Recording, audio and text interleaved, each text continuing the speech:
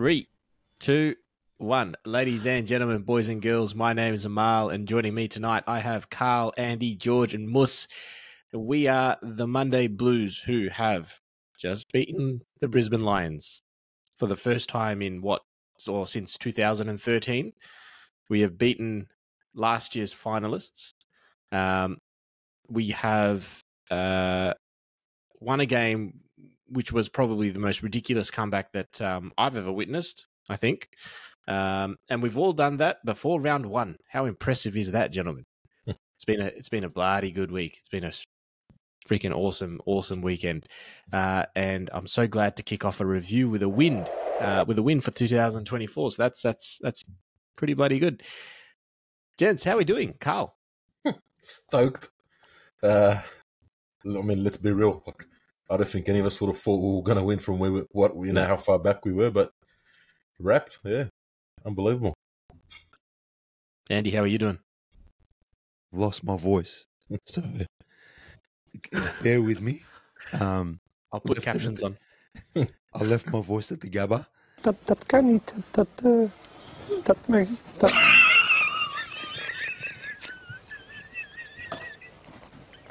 Exquisite. Incredible. Georgie and I had the privilege of being there, and just incredible. Yeah, there's no other word. I mean, there's probably a million words I could use, but incredible is the one that stands out to me. Will we get like a rundown of what the atmosphere was like at the Gabba this time around, with us getting on top of the Lions? George, how are you? Hey, my voice is not in the best nick, but a little bit better than Andy's. So, mate, amazing. Best interstate trip of all time. Absolutely incredible. Like you said, Amal, I think first time since 2013 at the Gabba. One of our last memorable wins against the Lions was a few years ago at Marvel when Cripps absolutely turned it on when he was apparently down with the flu and whatnot. But if you're talking about the toughest home and away game, like if someone says what's the toughest home and away game you can think of, right? People will say Lions at the Gabba, Collingwood at the MCG. I mean, Collingwood at the MCG, give us that any day, any week, right? But Lions at the Gabba, what a proposition! And we went into the Lions den and made them look like kittens. I love it. There's a win. We did. Moose, how are you?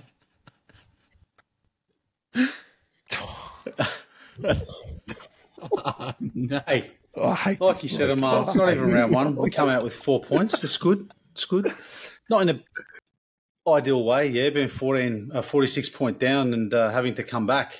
But, yeah, like George, credit where it's due. It's due. It is there. Listen, is your favourite Brisbane, and we come away with it. No negatives tonight. And is your favourite song Shania Twain? That don't impress me much. Is that your favourite song? Picture perfect. Collingwood lost too. So go on. Nothing more to say. I don't think I've ever met anyone so disappointed about a win. Oh, yeah, it's a good win. You know, how you feel? Yeah, nah. Good. I will be the first person to put my hand up and say I did not expect us to win. We were undermanned, and then we had who was it? Doherty, the poor bloke, got injured. It was the sour note to what was a fantastic round of football for the Baggers. Right, he got injured, third ACL.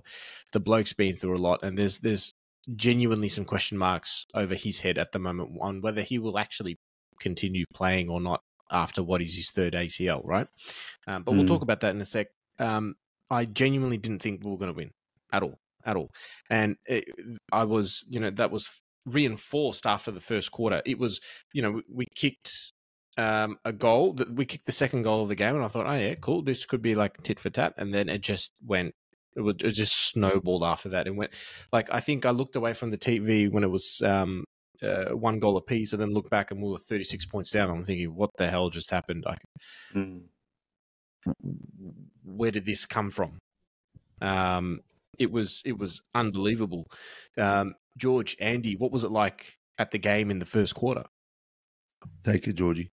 The first quarter, Depressing. massive, mate. Yeah, well, massive props to Harry. Right, when Harry kicked that goal, that was huge. Right, big for his confidence. The crowd got around him, and again, we had numbers. Right, I probably wouldn't say as many as the prelim, but we were out in force. Shout out to the Blues Brothers and Sisters group that all had that bay to themselves. You know, I gave a bunch of footy cards to one of them for his kids or whatnot. Almost got one of those hats out of it. That would have been nice. But the avalanche that happened after that, and then the tangible. I turned to Andy. I said the confusion of us trying to get out of defence, like it reminded me of that bleak period of last year. But like Andy said, Andy responded to me and said, but we weren't copping this many goals. Like our defence was not leaking like this, right? So concern, a lot of concern where a handball out, a long bomb in, or just confusion in defensive 50 where, you know, we get it on the arc and then it's like, okay, what now? Not many players running, decision making. Like Lions were just hungrier. They were not missing a single target. We were fumbly. We were rattled. Like we started off almost like into what I don't like to look into preseason form because, hey, we were Wizard Cup champions and used to win the Spoon the same year, but the golden days. But it seemed like we were just sort of, you know, continuing the form of that, you know, the preseason form. It was a slow start. So it was worrying. Like, yeah, Andy, you go from here, but it was concerning for me. Yeah, being at the game.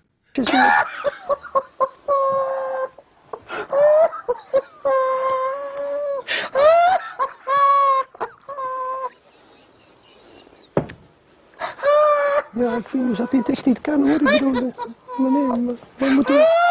Sorry, guys. Being at the game, one thing that really stood out to me was our lack of pressure. We looked a step behind, and because of our lack of pressure, they were just not dropping anything. They weren't fumbling. They were, like George said, hitting targets. They're kicking goals from the boundary. You got to cop that. You know what I mean? Like, and I went into quarter time genuinely like, okay, something needs to really shift in our game where our pressure game wasn't there, our contested game wasn't there. So something had to give. I didn't know where it was going to come from. I wasn't sure why Charlie was playing in defense.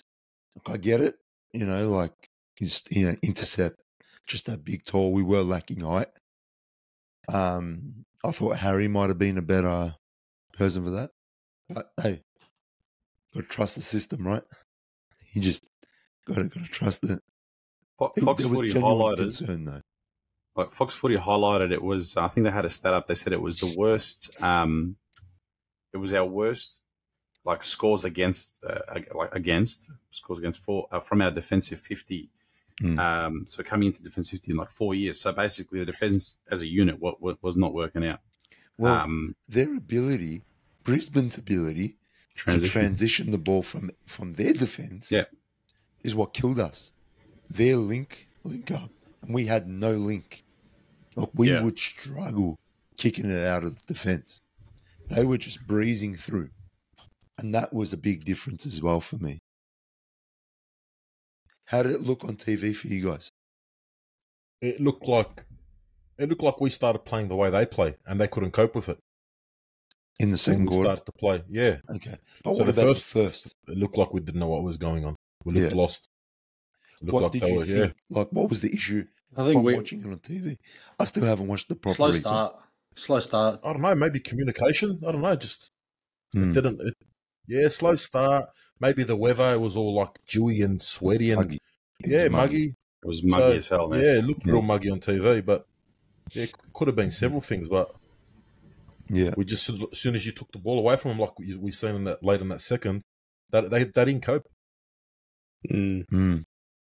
Well, the shift came in the second, where all of a sudden they started missing their shots, and maybe a bit of pressure on our end made them a bit fumbly, made them, you know, think twice about that quick handball. Yeah. Then all of a sudden we were able to get things on our terms Take the game on. Yep. create some link. That's what I feel we scored from. Links in our forward half of the ground. And we just, that wasn't existent in the first quarter at all. And the first quarter and a half, really. Things started to turn. Still wasn't. I actually said to George, I go, they did to us what we did to them last year. Why can't we do to them what they did to us last year? Well, that know what I mean? before that comment, I turned to you and I said, because this is when we were 7 goals down. Yeah. And I turned to Andy and I said, but just imagine for a second. And before Andy said that, he said something that I can't repeat at the moment on the podcast. And then he said that. Yeah. But why not? Like I said in the preview, right? Why the fear?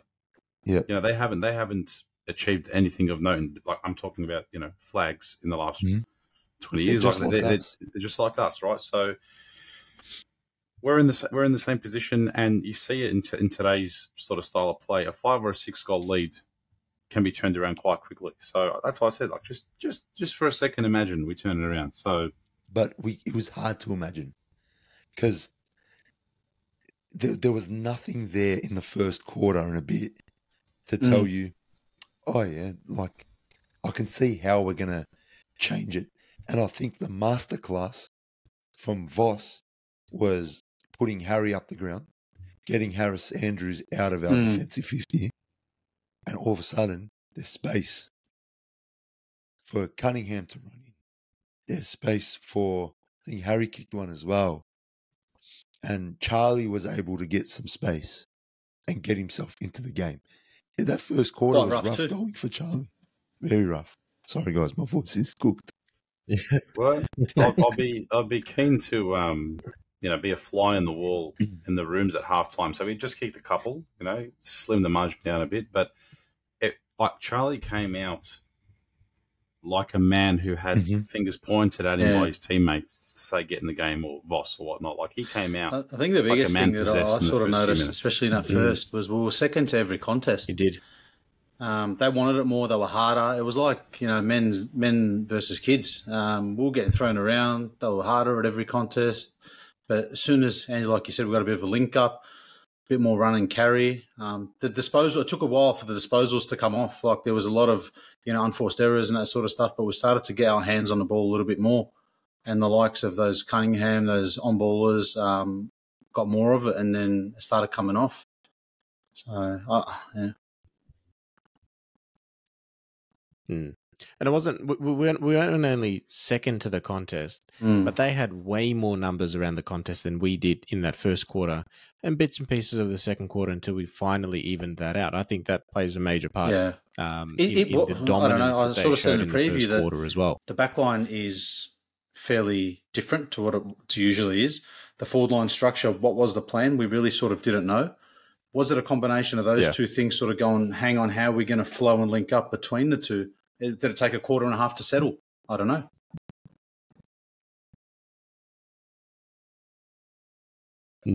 I think we got to give Brisbane from credit get-go. too. Yeah. Brisbane were switched on. Brisbane were just on, right? And they're a class side. So it makes it even sweeter. And it's the kind of win that instills a belief that you can only get from something like this. Yeah. You could talk about it all you like. Yeah. But we saw a team we'll have that grow. Yeah, for the rest of the year. Right in front of our eyes. Just another badge. Just another badge. You know what I mean? On your way up. So it was a real 8-point game. Like you've got 4 premiership points. And it's funny how many people were still asking questions on like Facebook comments or whatnot, saying, does round 0, is it actually real? Is there premiership points? Is it still pre-season? Mate, bank the 4 points, right? But I'd say another 4 purely because of the belief it gives you in the team and the gauntlet that we, laid down to the rest of the league. Yeah. And we talk about belief and the amount of belief that this win has instilled in the playing group. And 100% it certainly has. let's spend a couple of minutes just talking about the amount of belief that has been instilled in Harry Mackay after that goal-kicking performance that he put on. He kicked the match-winning goal, right? Not only that, whilst the match-winning goal was ever important, what was more important for Harry Mackay individually was making sure that he kicked the first goal, the first opportunity that he had a goal, and he did it. Now, for us, sitting on the other side of the fence, it will still probably take us some time to sort of get out of that mindset that, oh shit, Harry's kicking the ball again. But I think personally for Harry, I think this game was the game changer. This was the shift in momentum. This is now, I think he's definitely going to be on the right track. It will take everyone else time, but I'm very confident that he's got his head in the right place now as far as goal kicking is concerned. He was consistent. He had the same approach for every opportunity that he kicked. He missed one, big deal, but he kicked 3 and he kicked the game-winning goal. Massive. You know what pisses me off? They were all picking on Harry for missing that one shot. Yeah, it's stupid. What about Charlie Cameron? He missed an absolute sitter. Missed a sitter. I haven't seen any fucking replays. Charlie and Danaher might need to take lessons of Harry. I reckon maybe just. I think so. I'll tell you what. The one great moment, and I'm pretty sure it was the Danaher miss in the third quarter. Yeah. When he bombed it long from 50. And can I tell you, the roar. When we talk about atmosphere, the roar from the crowd was so loud. I thought, okay, it's a goal. I thought it was a goal too. And I'm pretty sure that was the goal where they played the goal songs after every player scores. I'm pretty sure they started playing like 2 or 3 seconds of the song because they thought with that cheer it was a goal, and it was actually just Bronx cheers from Carlton fans. It was Carlton fans losing. It was Carlton fans absolutely losing it, right? And it was that loud. Like I'm telling you, that the goal song started playing because they thought it was a goal. It was fantastic. I thought it was a goal. I was like, oh, did he score it? And then they played the song. I'm like, what's going on? Why are we kicking it out? Because it was surreal. To your point, Amal, a good point with Harry, right? If like the media, the Fox Footy, the channel, all the announcers, they kept talking about mental. They kept using words about psyche, mental confidence. Like every time they talk about him, so like notice how they talk about like Charlie Curnow or Charlie Cameron, X Factor, elite, this, that, whatever. Harry, it's all mental words. It's all it is, right? So they kept mentioning this. And you see Charlie after the game when Abby Holmes was interviewing him. Yeah. And he's like, maybe media can sort of rest a little bit or leave him alone a bit. You know what I mean? It must be getting to him. And that's why, obviously, they shut it right down. They ended it straight after. What did he say? The nitpicking comment. I think he said, stop it. I'm sick of the nitpicking. Yeah. So, but this is the thing. And I feared it for a split second when Harry in the fourth, when there was about 8 or 10 minutes, he tried to dribble that one through. Yeah. And obviously hit the Brisbane defender's legs. Yeah. So had he not have kicked the game winner, I feared for this guy, it would have absolutely tore into him on every media outlet. And just a side note, for Brisbane, Queensland newspapers, Andy and I, Saturday morning, Saturday morning, leaving, coming back home, the day after the game, check into the Qantas lounge. I'm thinking, oh, you know what, miss, I'd love a paper. I'd want to read about our win, right? She gave me, I don't know what it was, Telegraph, gave me something, right? I went to the sports section, NRL, as standard, Queensland, New South Wales, right? A little bit about the Melbourne and Sydney game, a little bit about UFC, not a single mention that there was a Carlton and Brisbane game in that state, in that city last night. In the whole paper. I gave the paper to Andy. Am I going nuts? If they would have won, obviously, back page or whatever, there was not a single mention that there was an actual footy game last night. Are they that salty? They probably start printing it out at 6 p.m. before the game was even finished. You might be right, but anyway, it's funny. It's funny you mentioned that because on Fox Footy or maybe it was Channel 7, they were showing scenes of Brisbane City before the game, and they had the bridge lit up in Brisbane's colours.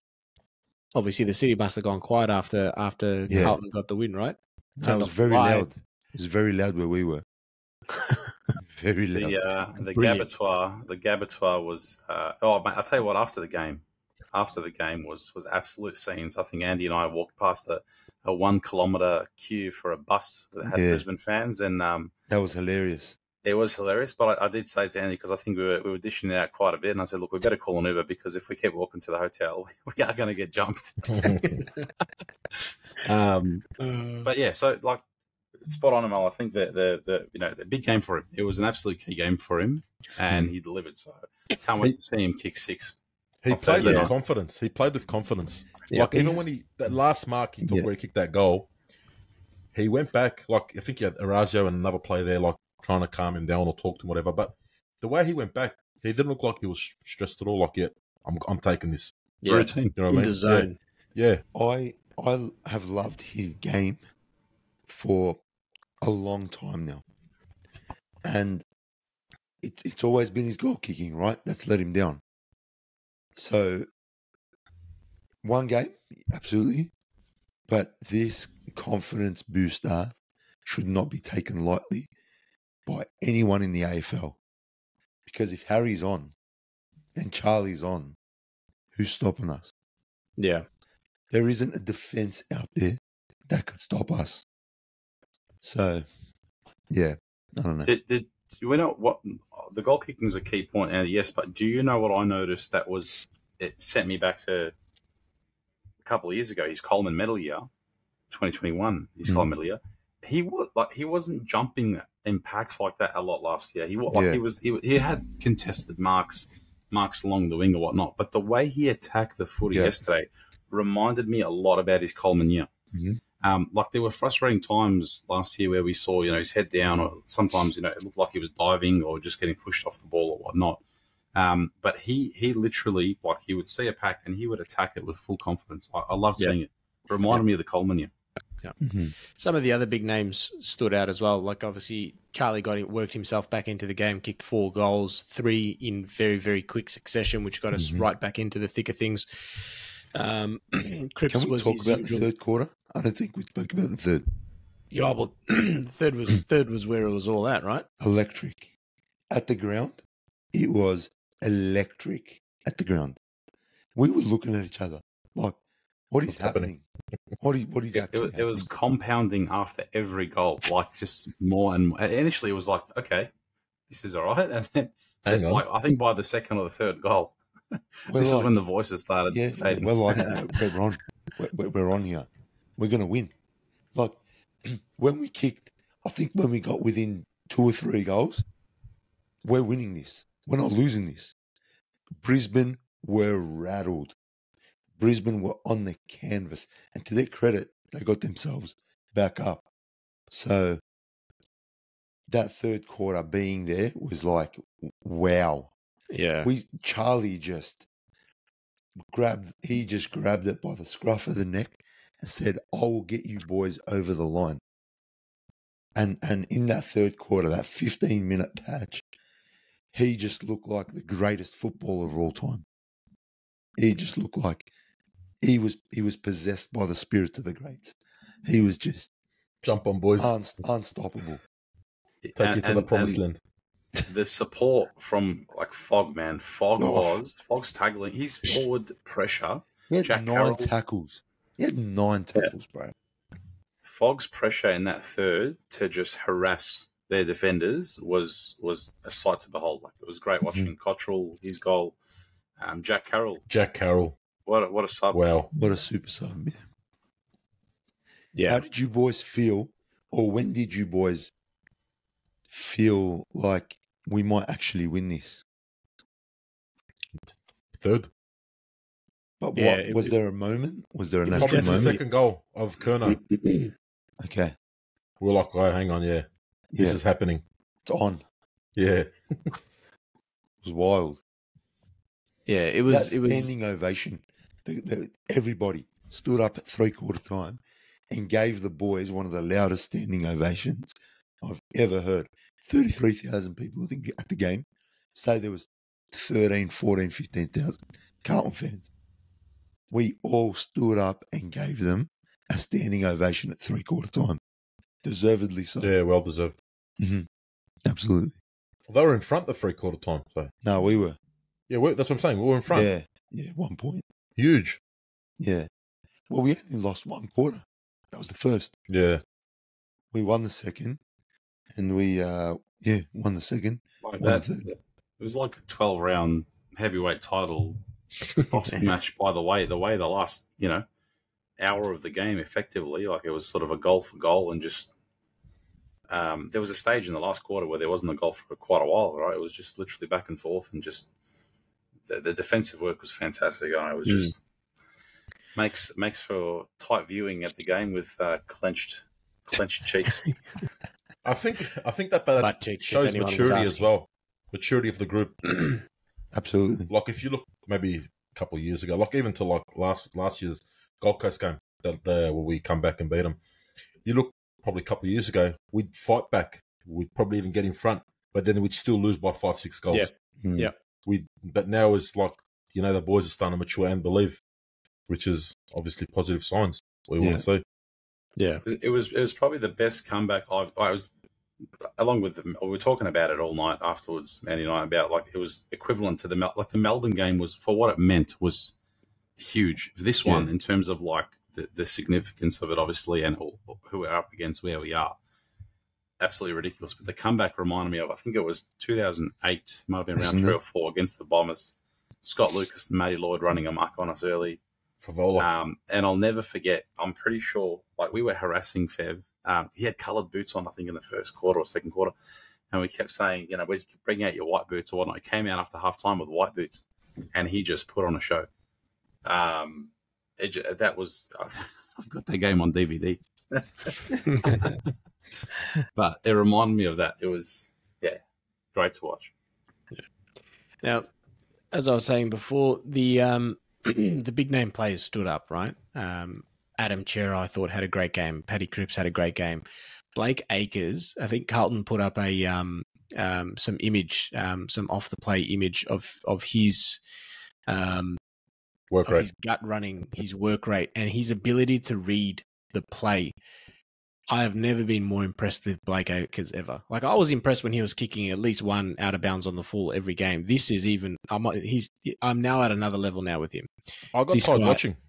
The video would have finished. Running out of data. Oh shit! Hey, his efforts were unreal. His efforts were unreal. His efforts were unreal. His gut running is well. The other person that really, really impressed me, Orazio Fantasia. He's silky. He's silky. And I can't wait for him to build on that and get better and better and better, because he will genuinely challenge Jack Martin for his position. I'm a huge fan of Zach Williams' game. Oh, yeah. Yeah. For his first game back. Yeah. Especially early on in the game when no one was clicking, Zach was working. He was grinding. So, yeah. I was so impressed with Zach Williams. Welcome back, Zach.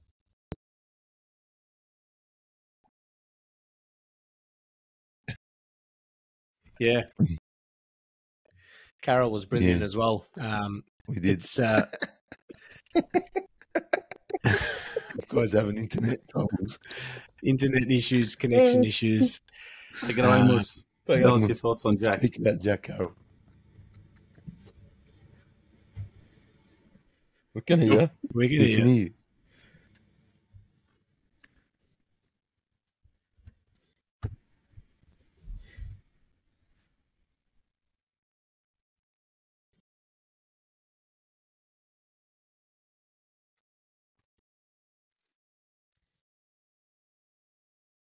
Nice. Definitely a good sub. He's a great sub. Yeah. Do you think he'll replace Doherty's position after what he did? Well, I don't think you can drop him. Yeah. You can't drop him after that. Kick the goal as well. Mm-hmm. Crucial goal. You've got Doc, obviously, unfortunately out for the season. Holland's been playing in the midfield. You might have to shift him back out to the wing and have that sort of, support role. I mean, the question though, like with what's exciting about this game and the emergence of players like your Jack Carroll and people grinding it out like your Fogg, like your Cottrell is, I don't envy the match committee when you've got Wiedering, Walsh, Jack Martin, Marchbank, Jesse Motlop, Elijah Hollins still out of this team. And if you say that likely, pretty much all, we don't know Elijah Hollins in the system. We haven't seen him in an AFL game in the system yet. Obviously, his talent's there and whatnot. But all the other players are probably, are all first 22, right? Based on last season and whatnot. So it's like, how unfair is it? Who do you take out of this team that absolutely took it to the lines at the Gabba?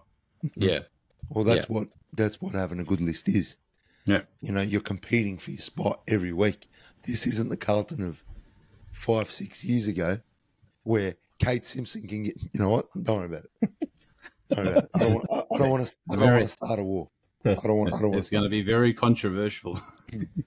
No, but it's right? Like, okay, let's Kate aside, bring in, I think, guns at VFL that wouldn't perform at AFL. And it's unfortunate because there's been some great players in the ranks. Like, we had Nick Graham and Darcy Lang and things like that as well. Always perform at VFL level. As soon as it comes to AFL, not replicating or not getting opportunities. But now you've got people waiting in the wings that are hungry, that are talented. And we can also strategically and tactically make moves to improve the longevity and the condition of these players across the season. Right, so there might be times where we have to play Pitto and TDK together. There's times where, we TDK monsters it on his own like he did in the ruck with support from Harry. So it's a good problem. Can we talk about TDK? Why does he jump 4 hours early? Oh man, the first half. Oh my goodness! Hey, he's put on more size, or is it just me? Yeah. I think he has got more size than yeah. And I don't know if that's disturbed his hang time, but he was just way off. He was just nerves. Nah, he can't be, bro.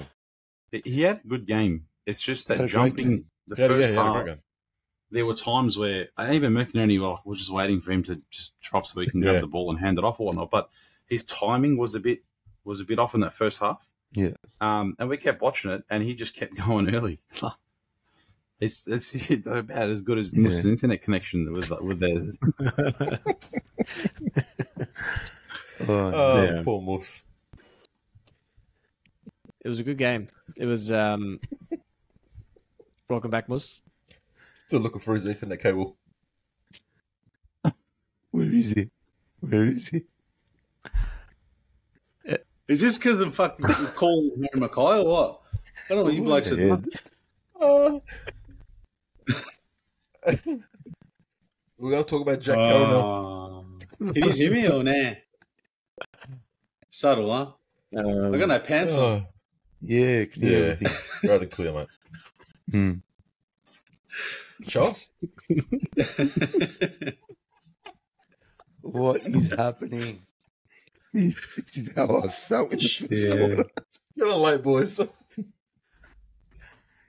know what's worse? I don't think any one of us, bar probably Andy, who predicted that we were going to win by 300 points. George and Carl was pretty close. It was close. I said 3 points and controversial finish.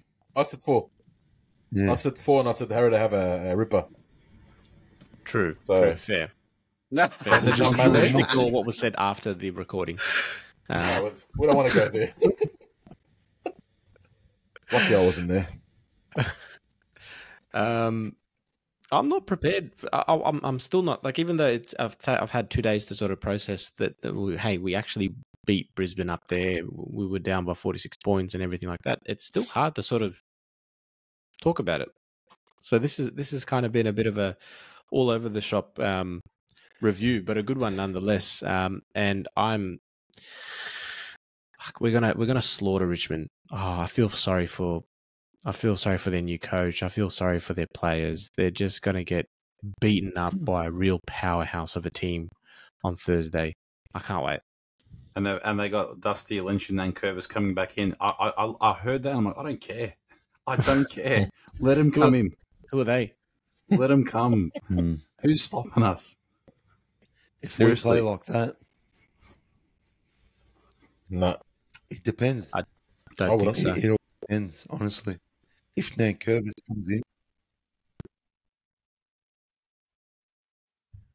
Harry rucked a few times. Mm. Yeah, I don't know. But all I know, it's not going to be a 1-point win. I think it's going to be a bit more than that. Inshallah. 44 sounds really good right now. 144 sounds better.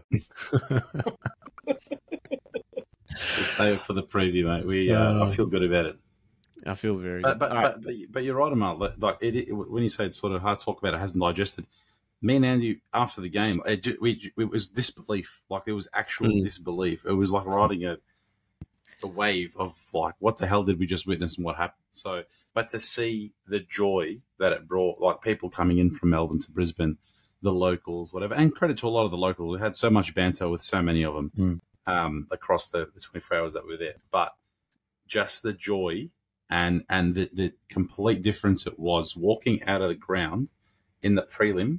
And they were loud, they were proud, they were in our faces and whatnot, to just us, en masse, just, singing the songs, having a laugh, that, just, jumping around, a bit of banter and a bit of ribbing, and them just not a peep, not a single peep.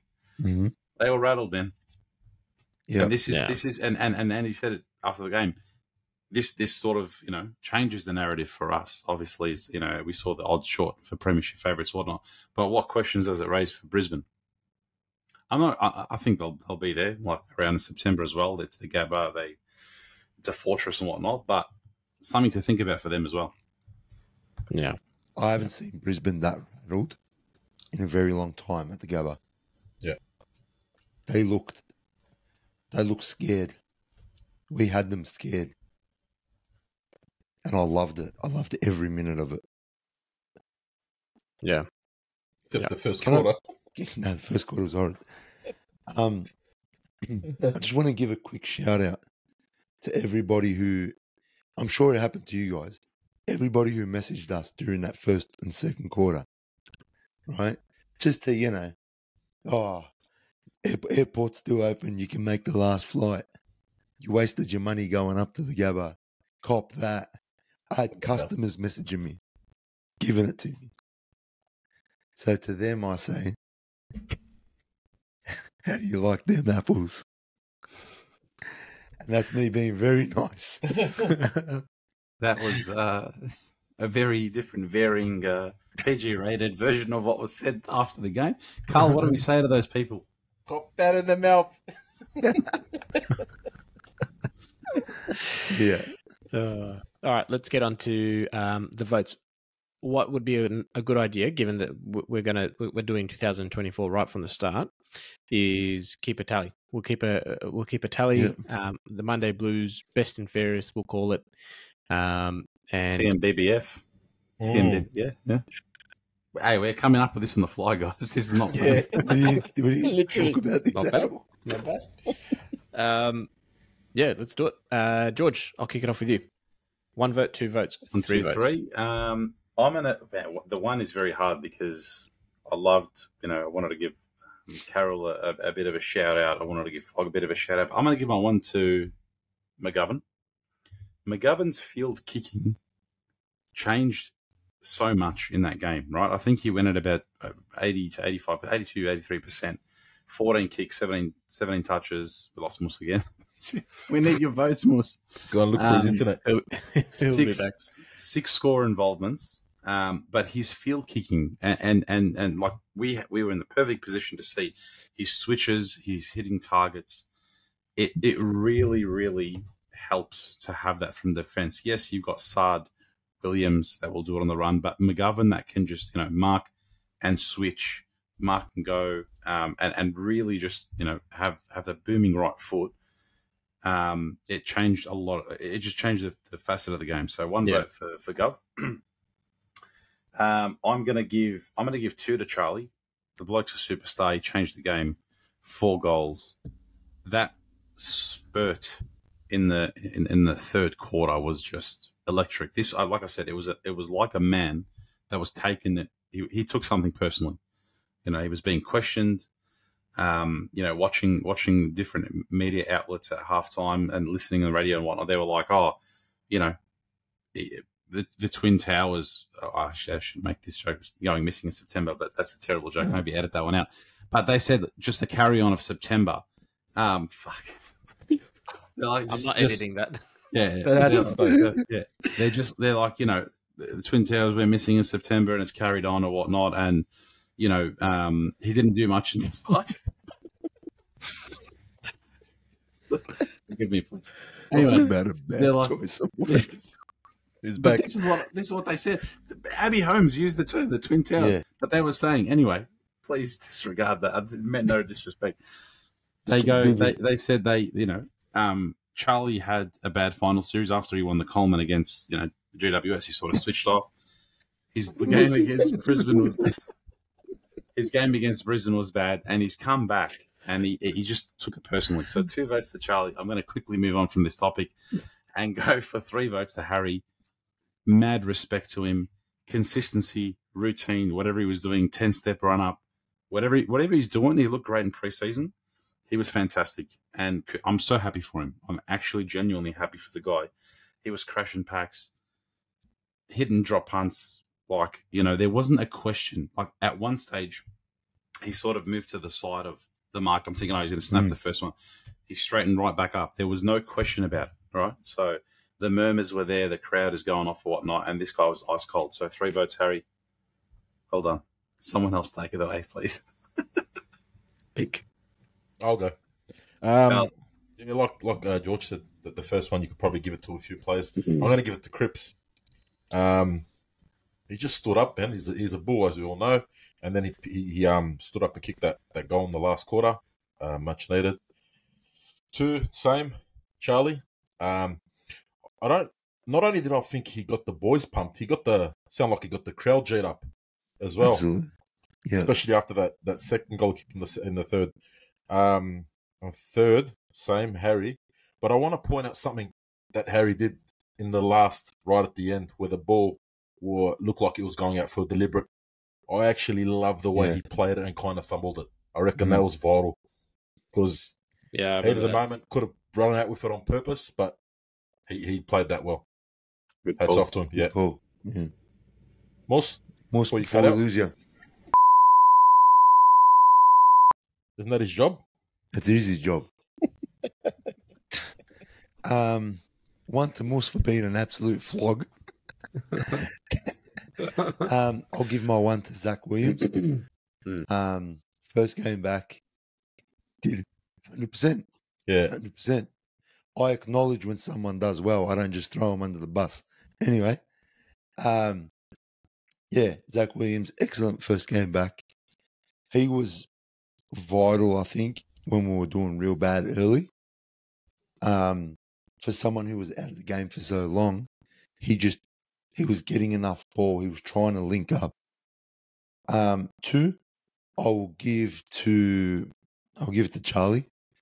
That third quarter was absolutely electric. Like I said, he was a man possessed.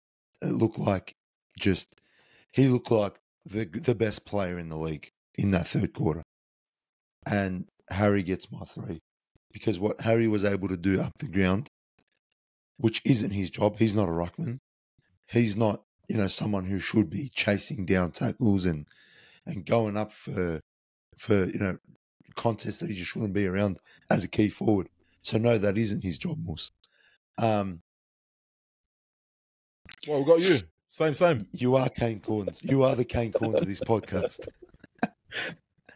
I just think Harry was instrumental, just instrumental. Yeah, Amal. Oh, jeez. My votes are identical to yours, Andy. So my first is going to go to Zach Williams. I thought he had a brilliant game. The finesse that he brings around the ground, the style that he does it in, his kicking ability, his accuracy, he's brilliant. And I completely forgot what he was able to bring. He didn't really have the opportunity to show it before his injury, but now it's really come through, and it's only been bloody one game. I can't wait to see what else he produces for the rest of the season. So definitely one vote to Zach, 2 to Charlie. He turned the game around. 3 quick goals, 4 in total, and 3 to Harry, just because of the fact that he had to fight some mental demons in game, and it wasn't just sort of fighting mental demons on its own. He had to fight mental demons in front of goals when it seriously mattered, and I'm talking about winning the game for us with a minute left. Right there is, and I don't. You guys would have heard it on the ground, but when I was listening to it on the TV, you could hear the crowd. And that wasn't just Brisbane fans. That was Brisbane and Carlton people going at the same time. It was loud. It was very, very loud on the TV. So for Harry to slot that, huge. So to be able to break through that mental barrier, and it would have been a massive barrier as well, is easily deserving of the 3 points. Easily. Cool. Harry wins. Opening round. We'll see the tally. I'll do something. I'll put it up on the side or something like that. But one other thing, we've got to mint out a medal or something. Something like that. We'll try and throw it at them at the grand final or something. One thing I do want to show you is a clip that the boys that you guys got from the game just before we won. Just after we won, actually. Let me bring it up. It's a brilliant clip. So this is just before the siren is about to go. Now, George and Andy, you had this. You had a lady or a girl, teenager. We've just siren's gone. Andy and George are absolutely losing their minds. And then I just want everyone to pay attention to this girl behind George and Andy. Filthy. Their faces. She was filthy. Absolutely devastated. Hated life. Shell shock. Just didn't know how to react. Didn't know what to say. Didn't know what to do. And then watch this. Right, the camera will turn back around any second now, and just look at her.